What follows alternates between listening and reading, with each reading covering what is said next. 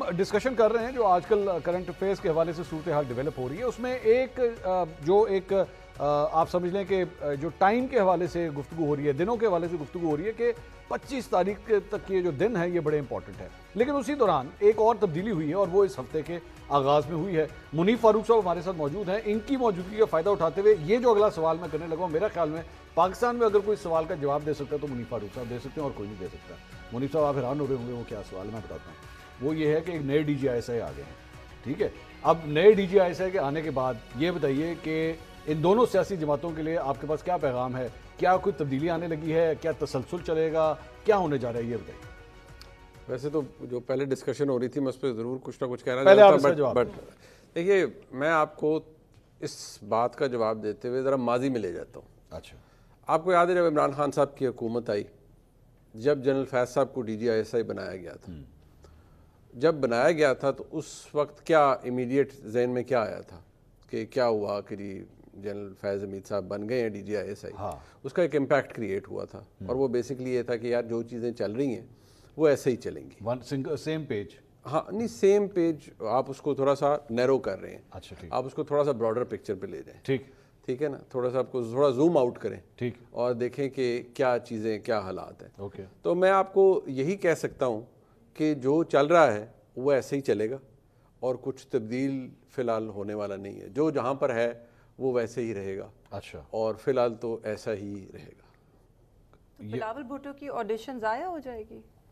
مجھے تو نہیں پتا کہ وہ کوئی مجھے نہیں پتا کہ وہ کوئی آڈیشن دے کر آئے ہیں یا نہیں دے کر آئے۔ آج کل بہت اچھی دے رہے ہیں۔ دیکھیے ویسے تو یہ تمام تر جو جنگ ہے نا یہ ہوتی ہے اقتدار کے لیے، تو ٹارگٹ آئینی ترمیم جو ہے وہ ویسی برقرار ہے؟ جی بالکل برقرار ہے، اور وہ آپ کو شاید اب وہ فیز وائز ہوتا ہوا نظر آئے۔ اچھا، کہ جو پہلی اس کی سیڑھی ہے وہ یہ ہوگی کہ پہلے کانسٹیٹیوشنل کورٹ کو پکا کیا جائے، اوکے، وہ پکا ہو جائے گا۔ وہی تو اصل سب سے کوئی بڑی کنٹروورسی ہے۔ جی نہیں دیکھیں میں وہی عرض کر رہا ہوں نا کہ اس پہ تو کوئی ایز سچ یہ ایشو نہیں ہے کہ کانسٹیٹیوشنل کورٹ نہیں بننا چاہیے، بننے کب چاہیے؟ بارنگ تحریک انصاف جو وہ ایک ایشو ہے، لیکن ادر دین دیٹ یہی ہے نا کہ اچھا جی کوئی کہہ رہا ہے کہ جی ٹینیور کر دیں ججز کا، کوئی کہہ رہا ہے جی ایج لمٹ یہ کر دیں، اسی کے اوپر پرابلم آ رہا ہے۔ آپ کے اوپر بھی پرابلم ہے؟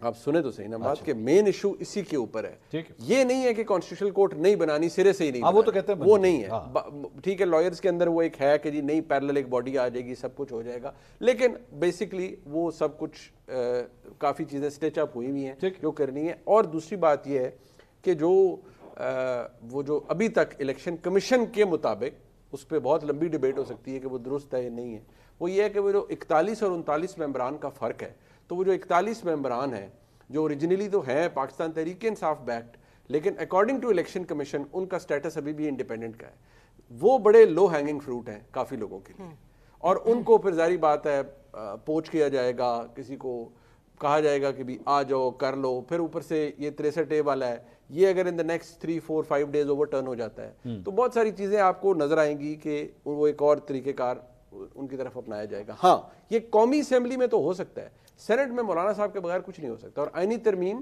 ہونی دونوں، آپ کو پتہ ہے دونوں ہاؤسز سے ہونی ہوتی ہے اور 2/3۔ لیکن عظمہ صاحبہ میں